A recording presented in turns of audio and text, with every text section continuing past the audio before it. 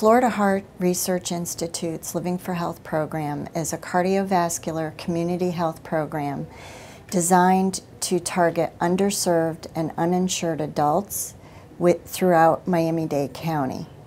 We actively go out into the community and screen wherever we're invited. In many cases, this screening program is the only health care these people get.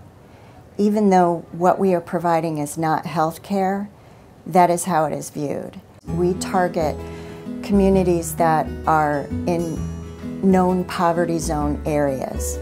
Our screening staff is multi-ethnic, multicultural. The first thing we do is a lifestyle questionnaire that asks questions about family history of heart disease, whether or not they've ever been diagnosed with cholesterol issues, blood pressure issues, heart issues. And it also takes a baseline lifestyle survey. And then we take their blood pressure, we do their body mass index, which is a height and weight assessment. We do a finger stick and we test their blood for cholesterol, glucose, HDL, which is the good cholesterol. And all those results come out in about 5 minutes, and then we sit down with them one-on-one and we provide coaching and health education to help them figure out how they can improve their risk factors through lifestyle changes. Specifically, that would mean not smoking, getting more physically active, and eating the right foods. We perform cardiovascular risk factor screenings to try to identify people with high blood pressure, high cholesterol, and high glucose that have no idea that they're walking around with these conditions. And the purpose of the program is to identify these folks before they present in the ER with a life-threatening condition.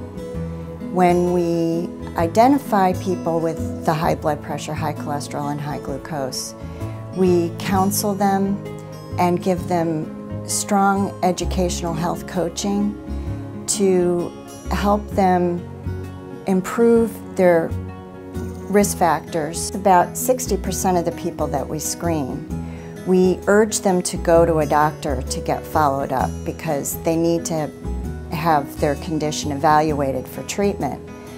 If we find that the people that we're serving do not have insurance and do not have a doctor, the beauty of this program is we work with federally funded community health centers, and we refer them to these clinics that will treat them on a sliding fee scale based on their ability to pay.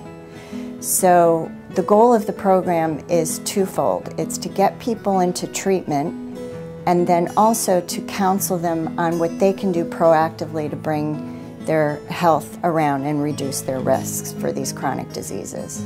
I mean, we get so many amazing stories. Because of our screenings, it's prompted people to have self-awareness, to want to make the changes in their life. And because of us, they're like, wow, thank you. I didn't know eating fish would do so much. This program is very cost effective. We can provide this service for less than $50 a person. All of the people who are identified as being at risk through this program are followed by our screening team, and we conduct phone surveys 1 month, 3 months, 6 months, and 12 months after the initial screening to find out if they are in fact making the lifestyle changes that we have coached them to make. And that gives us an additional opportunity to re-educate them about those healthy lifestyle changes. In addition, we work with the clinics and they provide us with downloaded data so that we can determine whether or not people actually are bringing in their blood pressure, cholesterol, and glucose levels into normal ranges.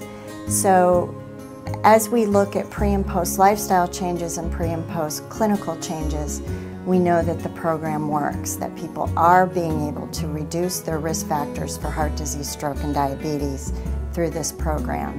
And it is saving lives. It's keeping people healthy, productive at work, out of ERs, and it's actually saving the healthcare delivery system countless dollars. We need to obtain more grant funding to continue the program.